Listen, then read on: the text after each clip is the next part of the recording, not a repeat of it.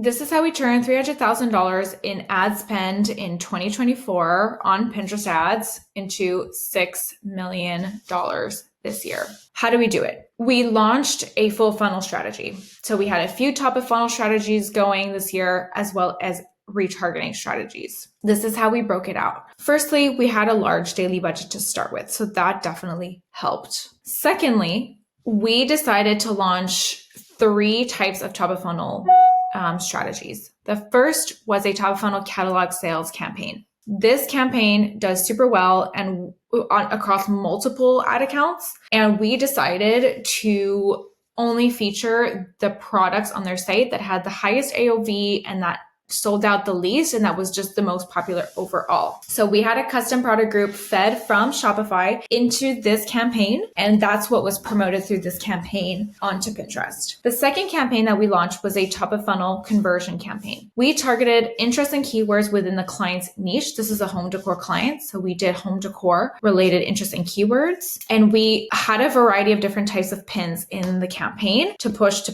pinners. The pins that yielded the most sales were videos of specific products that seemed to be the best seller on their website. So this took a little bit of A/B testing before we figured out what was going to work well. And then once we did, we were able to recreate similar creatives and assets to compete with the assets that were already doing well in order to continue to push conversions through. We tested keywords only, which did okay for a while. As you can see, it actually did quite well, but it just wasn't the most performant as we were scaling. So we paused it. We also tested a performance plus campaign, which was completely broad audience, which did okay, but just not as well as the top of funnel interest and keywords campaign. So we decided to pause that one. And then lastly, we tested 2 other campaigns that had different types of interest in them. One of them was based on the audience insights. So it was interests that weren't even necessarily home decor related, but just related to the interest that their audience were interested in on top of home decor. And then we tested some home decor interests that were not obvious to the products they were selling, but that were like home decor adjacent, if you will. All of these campaigns and ad spend contributed to the success of this ad account this year and generating that $6 million.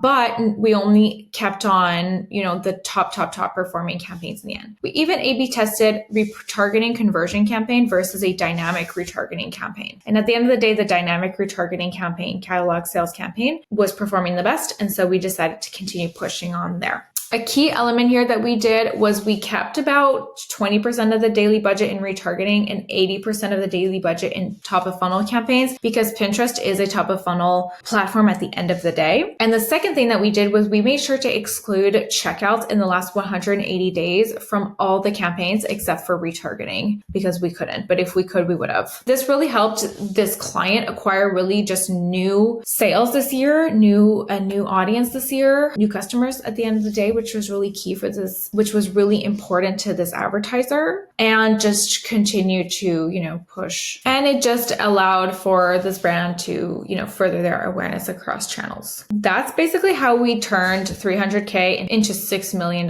this year for this home decor brand. If you are looking to launch your Pinterest campaigns in 2025 and need help, need guidance, or just need a second pair of eyes on your campaigns, feel free to book a meeting with me. There'll be a link in the description box below for you to reach out to me and book a meeting with me. You and I talk about your Pinterest account, your Pinterest strategy, and we see if we're a good fit to work together. If you have any questions about anything we talked about in today's video, feel free to write it in the comment box below. And with that, I will wish you a lovely rest of your day, and we will chat in the next video. Bye for now.